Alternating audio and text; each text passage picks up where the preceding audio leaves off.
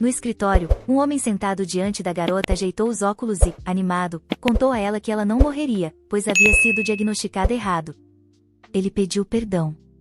Ela, abrindo seus olhos violetas em choque, não conseguia acreditar no que ouvirá, porque até pouco tempo Lareta Blanchett havia recebido um diagnóstico dizendo que só teria mais 3 meses de vida.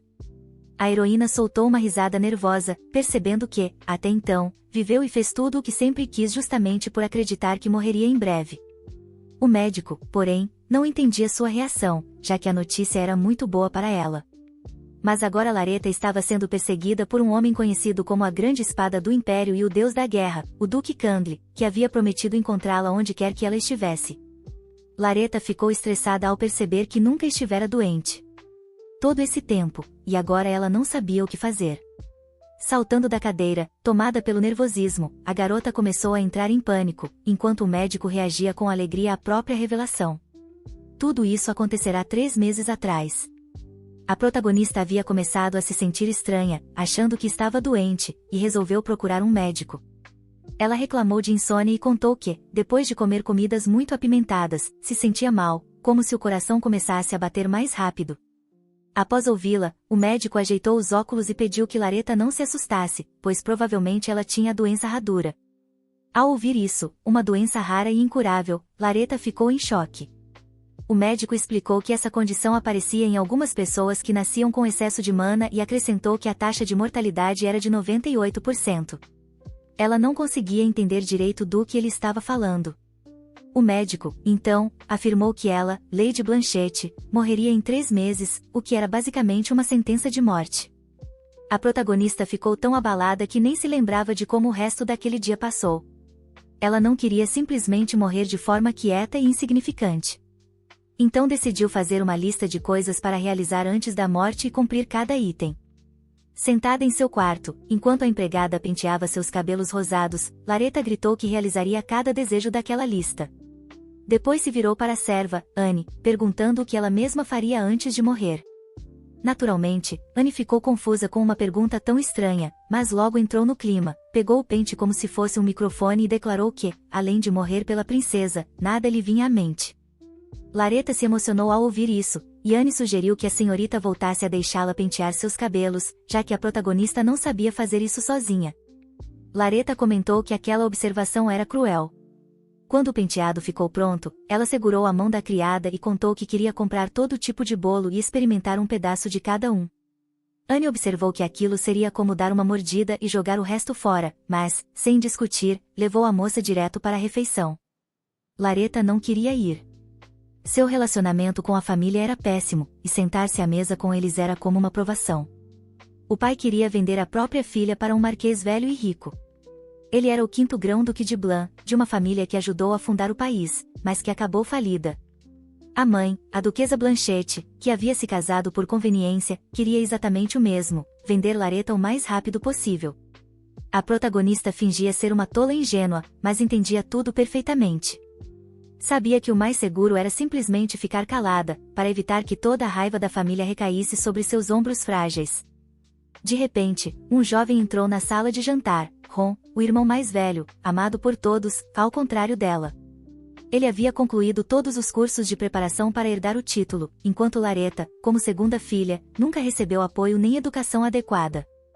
Ela só foi treinada para trabalhar no escritório ajudando o irmão, como uma serva. Ele se virou para a irmã e perguntou, com um tom irritado, o que ela estava fazendo ali. Lareta não se abalou e respondeu que também era parte da família, então tinha todo o direito de estar ali. Em seguida, com um sorriso no rosto, ela perguntou se o irmão estava tendo problemas nos estudos, já que Joel, o tutor de magia deles, andava calado e de mau humor. Por algum motivo, aquilo deixou Ron desconfortável. Lareta sabia que poderia estudar muito melhor que seu irmão idiota. O rapaz pegou um copo da mesa e o virou, demonstrando um enorme O, fingindo que havia sido sem querer, embora até um cego perceberia que foi de propósito. Ron derramou vinho na cabeça da irmã, arruinando seu penteado e manchando o vestido. Olhando para ela com desdém, disse que, por causa dela, havia perdido o apetite. Depois se voltou para os pais e afirmou que não comeria enquanto a irmã estivesse ali. Lareta o encarou com ódio. Achou que, pelo menos daquela vez, seus pais diriam algo e a defenderiam. Mas eles apenas pediram que ela não os irritasse e que não fosse rude com o irmão, deixando-a chocada. A mãe ordenou que a filha subisse para o quarto e se lavasse imediatamente. Lareta não teve escolha a não ser obedecer, levantou-se e foi em direção ao quarto.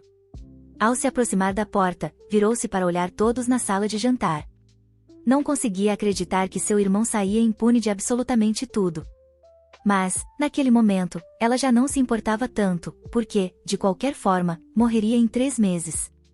Ao abrir a porta, Lareta começou a perceber que todos ali provavelmente não se importariam nem um pouco com essa notícia, assim como ela mesma já não se importava. Isso apertou seu peito com dor, porque, no fundo, ela entendeu que ninguém precisava dela. Mas a garota não queria morrer sendo vista como a mesma tola ingênua de sempre. A partir daquele momento, a heroína faria tudo do jeito que desejasse. Sentada em sua escrivaninha, com a caneta na mão e uma folha em branco diante dela, Lareta Blanchett escreveu: no dia 3 de abril de 732 do calendário imperial, ela foi condenada a 3 meses de vida. A protagonista decidiu elaborar seriamente sua lista de desejos antes da morte. Por enquanto, continha apenas 5 itens, alguns muito importantes e outros fáceis de realizar. Lareta terminou a lista com um olhar triste, embora soubesse que não havia arrependimentos, havia dedicado toda a sua vida à família. Agora queria, ao menos uma vez, começar a viver para si mesma. Esse era seu maior desejo. A dama decidiu realizar o primeiro item imediatamente, tratar Anne com um bolo. A expressão satisfeita da empregada aqueceu um pouco o coração da moça. A seguir, elas seguiram juntas para algum lugar, sentadas na mesma carruagem. De repente, o veículo começou a tremer, quase fazendo as duas saltarem dos assentos. O cocheiro pediu desculpas de imediato, dizendo que a roda provavelmente havia caído em um buraco e que ele resolveria o problema rapidamente. Lareta, olhando pela janela, perguntou se o homem precisava de ajuda, pois ela poderia tentar resolver a situação mais rápido. Anne também olhou para fora, avaliando o problema, quando o cocheiro pediu que ambas recolhessem a cabeça para dentro. Elas tinham notado uma carruagem que pertencia ao próprio Duque Candle, e por isso o cocheiro insistiu para que se comportassem com discrição. Ele explicou que o Duque ocupava uma posição extremamente alta na sociedade, era membro da família mais poderosa do Império, e que ele próprio era considerado um monstro. Sua presença chegou a assustar um pouco a protagonista. Mas Lareta ouviu sons estranhos ao lado da carruagem e decidiu virar o rosto para conferir. Foi quando encontrou os olhos azuis brilhantes de um homem olhando diretamente para ela, ele estava muito perto. Como enfeitiçada, Lareta não conseguiu desviar o olhar. O barulho vinha dele. O homem de cabelos escuros ergueu a carruagem com uma das mãos, libertando o veículo do buraco e ajudando o cocheiro. Depois simplesmente se virou e voltou para sua própria carruagem. Lareta o agradeceu mentalmente pela ajuda. Quando chegaram ao destino, a protagonista só queria voltar para casa e descansar, mas sua família havia decidido algo completamente diferente, um encontro com o Marquês, seu noivo. O homem mais velho beijou a mão de Lareta, dizendo que fazia tempo que não se viam. Ela concordou sem entusiasmo, pois apenas sua presença já a irritava profundamente. O Marquês de Serra não entendia por que a protagonista o evitava. Ele a puxou para seus braços e disse que, quando se tornassem marido e mulher, Lareta não sairia mais da cama. Lareta imediatamente lembrou do item número 3 da lista, romper o noivado com o Marquês, de preferência, com um escândalo. O homem aproximou os lábios do rosto da heroína e sussurrou que adorava o rosto dela, chamando-o de delicioso. Ela olhou para Segre com puro desprezo, enquanto ele exibia um sorriso malicioso. Era uma insinuação clara. Fugindo de seu abraço nojento, Lareta percebeu que o terceiro item precisava ser cumprido naquele exato dia, porque ela não aguentava mais. Agitando os braços, a garota começou a executar um feitiço. Símbolos estranhos surgiram atrás dela, e algo puxou o Marquês para cima. Lareta havia decidido que aquele dia seria dedicado a eliminar tudo o que a incomodava, e isso incluía muito mais do que apenas o noivado. Grandes magos sempre nasceram na família Blanc, e Lareta era uma verdadeira feiticeira, alguém que sempre superou Ryan. Ela tinha talento mágico, embora fosse proibida de estudar ou praticar. Observava secretamente as lições do irmão, mas nunca recebeu instrução adequada para usar seus poderes. Ryan havia sido escolhido como herdeiro e sempre sentiu ciúmes do talento da irmã. Voltando ao presente, ao usar magia, a protagonista deixou o Marquês pendurado de cabeça para baixo. Uma enorme era emergiu do chão e o agarrou pelo tornozelo. Essa magia era resultado das aulas com um professor. O professor que conhecia seu talento, e cujas aulas Lareta às vezes assistia escondida, tinha ensinado parte da magia que ela usava agora. Olhando para o homem suspenso, a heroína disse que explicaria tudo apenas uma vez, então ele deveria ouvir com muita atenção. Aproximando o rosto dele, ela sorriu e declarou que não tinha a menor intenção de se casar com ele, o que significava que, a partir daquele dia, o noivado estava oficialmente rompido. Colocando a mão sobre o galho que cobria a boca do Marquês, Lareta afirmou que ele era apenas um lixo que avaliava o valor das pessoas, e o próprio, como se fossem moeda. De repente, ela foi interrompida pela voz familiar de seu pai. Os pais correram para fora da propriedade, chocados e apavorados, já que pretendiam literalmente vender a filha para aquele homem. O chefe da família usou magia para libertar o Marquês das garras da Era. Ele caiu de uma pequena altura, olhou para a ex-noiva e, tremendo como uma folha, declarou que jamais esqueceria aquela humilhação. Os pais se lançaram em direção ao Marquês, tentando acalmá-lo. Disseram que o comportamento da filha se devia ao fato de ela ser imatura e tola para sua idade. Mas ele insistiu para que fingissem que o acordo nunca havia existido. A protagonista considerava sua família um bando de idiotas, porque, para eles, dinheiro valia mais do que a própria filha, e o Marquês era tão estúpido quanto, comprava pessoas como se fossem escravos. Lareta estava exausta de tudo aquilo. Enquanto o pai levava o Marquês para dentro da mansão para tentar acalmá-lo, a mãe começou a gritar com Lareta, chamando-a de louca. Ela respondeu que, na verdade, estava até atrasada, deveria ter feito aquilo muito antes, e acrescentou que, pelo visto, ainda havia alguém naquele lugar que não tinha enlouquecido por completo. A última frase pareceu atingir o pai, que se aproximou e deu um tapa no rosto da filha, deixando uma marca vermelha. Ela claramente não esperava isso dele. O homem estava furioso, mas a protagonista, quase como se estivesse hipnotizada, sentia apenas uma decepção crescente por aquela família. O pai perguntou se ela ao menos tinha noção do que havia feito, pois o Marquês estava disposto a pagar todas as dívidas da família Blanchette. Lareta levou a mão ao rosto e sorriu de leve. Perguntou aos pais se era culpa dela que a família estivesse afundada em dívidas. Não entendia por que, de repente, era sua obrigação pagar pelas irresponsabilidades dos outros. Ela afirmou, com todas as letras, que sua família nunca fizera nada por ela. Não havia amor, nem interesse, apenas a decisão do pai de vendê-la para conseguir dinheiro e status. Lareta teria se tornado apenas mais um brinquedo do Marquês. Os pais reagiram imediatamente, dizendo que ela deveria ser grata pelas roupas, comida e teto que recebia, afirmando que ela tinha vivido como uma princesa. Lareta ergueu o olhar e respondeu que, por esse motivo, havia cumprido todas as funções do irmão no escritório, cuidado de documentos da propriedade e se tornado um produto de troca nas mãos deles, tudo para que pudessem pagar suas dívidas com o sacrifício dela. Mas eles não entendiam por que a filha estava se rebelando agora. O pai ficou ainda mais irritado, alegando que sempre cuidou dela e nunca imaginou que ela o retribuiria daquela forma. Ele afirmou que iria apagá-la do registro familiar imediatamente. Até a mãe ficou nervosa ao ouvir isso, mas Lareta entendia que aquilo era apenas um pedaço de papel, não significava absolutamente nada. Ela explicou que sempre tivera medo de ferir os sentimentos dos pais, mas agora isso não importava mais. Curvou-se, agradeceu por tudo e se virou para ir embora. O pai gritou atrás dela, mandando que nem pensasse em levar qualquer coisa consigo. A garota nem sabia exatamente o que estava sentindo, talvez fosse algo que, no fundo, sempre quis fazer, mas nunca teve forças. Foi então que o irmão a alcançou, chamando seu nome. Lareta parou e disse que não precisava que ele a acompanhasse. Ele sugeriu que aquilo seria apenas uma despedida normal e, em seguida, perguntou, com um sorriso arrogante, como ela ousava estragar o humor da família apenas por estar presente. Ele achava que era superior a ela e disse que a irmã nem sabia usar magia de terra, muito menos outros elementos. Ryan decidiu lhe dar uma lição usando magia. Ele lançou um jato de energia na direção de Lareta, mas ela nem piscou. Sabia que esses truques infantis não valiam nada. Sem hesitar, a garota também usou magia, desviando o ataque com facilidade. O poder dela foi tão grande que moveu o rapaz para trás. Ele ficou assustado, sem entender o que estava acontecendo, e acabou sendo derrubado pela própria energia. Ele olhou para Lareta em choque, e então algo incrível começou a acontecer. A protagonista ainda tinha o controle da situação. Ela entendeu que, no fim, era mais forte que seu irmão irritante. Conseguiu prendê-lo em uma armadilha que o engoliu até o pescoço, deixando-o aterrorizado. Mas a protagonista nem sequer o ouviu. Apenas se virou e foi embora. Depois de sair de casa, Lareta se sentiu livre. Finalmente podia deixar aquele lugar terrível. Ela se lembrou de como chorou quando Anne foi embora. Queria tanto seguir sua senhora que precisou se esforçar muito para contê-la. Agora, Lareta até ficou um pouco feliz, tinha conseguido completar 3 itens da sua lista em apenas um dia. Restavam apenas 2, já que a protagonista morreria de qualquer jeito em 3 meses.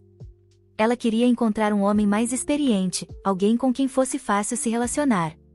Já imaginava rostos diferentes dos homens que gostaria de conhecer nesses 3 meses. Lareta tinha algum dinheiro, mas ainda precisava juntar muito mais se quisesse viver feliz sem depender de ninguém. E, para ganhar esse dinheiro, precisava fazer o que sabia fazer de melhor. Ao abrir a porta de um estabelecimento desconhecido, esperava encontrar um emprego melhor, um trabalho para uma maga de purificação. A magia de purificação era menos popular e menos eficaz que a magia de cura e, além disso, consumia muita mana. Não podia ser usada em pessoas com magia ou divindade superiores à do usuário, e também não podia ser usada em si mesma. O funcionário respondeu de forma rígida e direta: eles não precisavam de magos. Pelo visto, Lareta não esperava essa resposta. Ele ainda acrescentou que não estavam procurando magos de purificação, já que magos de cura tinham aos montes. Depois disso, a expulsaram, pedindo que não perdesse mais o tempo deles. Após esse primeiro fracasso, a protagonista se sentiu deprimida e pensou que tudo estava acabado para ela. Não sabia se deveria procurar outro lugar. Então algo aconteceu, algo que ela nem imaginava. 2 caras arrancaram a bolsa presa ao seu cinto e saíram correndo. Lareta começou a gritar dizendo que todas as coisas dela tinham sido roubadas, tentando chamar a atenção dos passantes. Mas ninguém se importou. Riam dela porque magos de purificação não causavam medo. Então a garota decidiu usar poderes elementais, fogo. Lançou chamas contra os ladrões e correu atrás deles, enquanto eles gritavam de pavor. Ela sabia que não podia deixá-los escapar. Eles corriam olhando para trás, mas não soltavam a bolsa. À frente deles, um homem de terno caminhava calmamente. Não dava para saber se ele tinha ouvido os pedidos de ajuda da garota ou não. Mas, quando eles se aproximaram, o homem virou o rosto lentamente. Quando todos finalmente o viram, parecia que o próprio Deus havia esculpido aquele rosto, uma obra-prima boa demais para ser mostrada ao mundo. Ele tinha cabelos escuros, sobrancelhas finas e negras, olhos azul brilhantes. Tudo se encaixava como um quebra-cabeça, formando um rosto excepcional, talvez o mais perfeito que existia entre os homens, e talvez até entre as mulheres. Quando os ladrões chegaram perto dele, sentiram um cheiro estranho e desagradável, cheiro de cadáveres apodrecendo. Ele olhou para eles como se fossem insetos. Eles então perceberam quem estava diante deles, o Duque Monstro, Cadel. Nesse momento, o tal monstro puxou uma lâmina afiada. Com um único movimento do braço, cortou os ladrões ao meio, um só golpe, sem nem piscar. Parecia realmente merecer o apelido dado pelo povo. Mas, por alguma razão, a protagonista não ficou tão surpresa. O Duque pegou a bolsa no chão e a entregou à dona. Só então Lareta percebeu que, naquele dia, pensou que quem as havia ajudado era o cocheiro, mas, na verdade, era o próprio Duque. A família ducal mais prestigiosa do Império Azen era a família Ezer. Cadel era chamado da maior espada do Império, um general que venceu uma guerra em que a derrota era tida como inevitável. Era conhecido como um líder militar cruel, de temperamento inflexível. Mas a protagonista notou algo além disso. O mais importante era que ele era tão lindo que, depois de ver um rosto daqueles, nem seria ruim morrer, especialmente em sua situação. Lareta também sentiu o cheiro de que os ladrões falavam, levemente repulsivo, mas para ela não fazia diferença, porque o rosto dele era simplesmente deslumbrante. A garota se virou e, de repente, pensou que um homem com um rosto como aquele seria muito popular em encontros. Mas ele era famoso por sua frieza, então presumiu que não teria chance. Cadel olhou para a protagonista com indiferença, imaginando que ela parecia ser de família nobre para andar desacompanhada. E lembrou que ainda não havia encontrado o que estava procurando. Observando melhor a garota, percebeu que ela estava um pouco assustada, provavelmente por causa dele, afinal, todos sempre tinham medo dele. Mas Lareta, de repente, puxou a manga do terno dele. Pediu desculpas, sorriu e perguntou ao Duque se ele tinha namorada. Aproximou-se e explicou que dizia isso porque realmente gostava da aparência dele. Sem hesitar, perguntou se ele gostaria de sair com ela por 3 meses, para que ela pudesse cumprir um dos itens da sua lista. Percebendo que havia começado de maneira estranha, Lareta tentou se apresentar primeiro, mas apenas disse seu nome antes de continuar. Ela sorriu para ele e então perguntou seu nome, pedindo desculpas caso soasse um pouco indelicado. Asha ficou completamente perplexo, mas mesmo assim respondeu à pergunta. A protagonista imediatamente iluminou o rosto ao ouvir a voz do Duque, chegando até a elogiá-lo, dizendo que sua voz era agradável. Aquele grave a fascinava. O homem não conseguia entender o que estava acontecendo com aquela garota, porque normalmente todos tinham medo dele, mas ela o admirava. Ele não sabia como interpretar aquilo, achando que talvez fosse apenas uma brincadeira comum. Então a heroína o chamou pelo nome e disse que estava feliz em conhecê-lo. Ao ouvir isso, o Duque congelou. Faziam 20 anos desde a última vez que alguém o chamara pelo nome. Piscando os olhos, Lareta repetiu a pergunta, querendo saber se ele aceitaria sair com ela, já que seria apenas por 3 meses. Ele a encarou, confuso, e então perguntou se ela tinha visto como ele havia cortado os ladrões. Fitando-a com seu olhar assustador, Acer perguntou se ela não tinha medo dele, afinal, ele literalmente cheirava a morte e assassinato a quilômetros de distância. Não era à toa que o chamavam de monstro, sua aura condizia. Virando-se, o homem pediu para ela parar de brincar daquele jeito e foi embora, lançando olhares ocasionais para ela. Talvez até tivesse achado a garota um pouco interessante, porque parecia tentar ficar mais sério do que o normal. Lareta, por outro lado, estava encantada com ele. Achava-o sexy, carismático, e seu único defeito era não ter a protagonista como amante, algo que ela pretendia corrigir. À noite, sentada em um bar e bebendo cerveja ou algo parecido, ela pensava em como poderia encontrar o Duque novamente. Então, de repente, ouviu alguém mencionar a guilda de informações e falar sobre o Duque Cadel. Ela pulou da cadeira e seguiu até onde discutiam isso. Sentou-se com os homens que conversavam e começou a perguntar sobre os rumores. Disseram a ela que o Duque estava sob uma terrível maldição, e que qualquer pessoa que se aproximasse dele podia sentir o cheiro da morte. Enquanto ouvia, ela também ia comendo a comida deles sem cerimônia. Os homens explicaram que Acer estava procurando um mago de purificação para tentar destruir aquela maldição, tão forte que apenas purificadores poderiam dissipá-la. Continuaram dizendo que existiam poucos magos desse tipo, que a magia consumia muita mana e que, de forma geral, não era popular, afinal, mais gente morria por espada do que por maldição, então poucos estudavam purificação.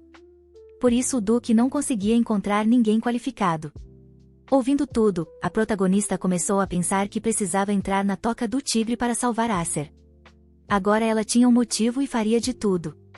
Uma semana depois, chegou ao local certo.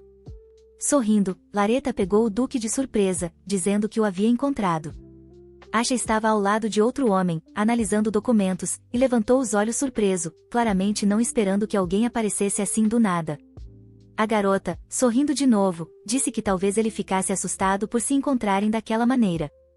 Sem hesitar, perguntou se poderiam começar ao menos com uma relação de empregador e funcionária. Ela queria se aproximar com cuidado, temendo assustá-lo. Acer não sabia se estava mais surpreso ou assustado, tentando entender seu próprio estado diante de uma declaração tão direta. Nesse momento, a garota pediu permissão para se apresentar novamente. Inclinando-se diante do Duque, Lareta disse ser a melhor maga de purificação de todo o Império, dessa vez até mencionando seu sobrenome, algo que não havia feito antes. Ela ousou afirmar que poderia salvar o jovem mestre da maldição, o que o deixou muito surpreso. Em troca, Lareta não pediu dinheiro, nem casamento. Fez um pedido simples, precisava de um lugar para morar. Enquanto dizia isso, entregou um papel a Acer e pediu para ele assinar. A razão pela qual ela conseguiu chegar no momento exato era o homem que estava ao lado do Duque. Ela havia ameaçado ele, dizendo que a informação sobre a busca por um purificador havia vazado, algo que o mestre dele não gostaria. Em troca pelo silêncio da garota, o homem prometeu deixar 3 lâmpadas apagadas na entrada como sinal para ela. Ele então a encarou com sua expressão assustadora, até Lareta achou aquilo meio perturbador. Perguntou se ela realmente podia assumir a responsabilidade pelo que dizia, porque, se fosse brincadeira, a garota jamais veria.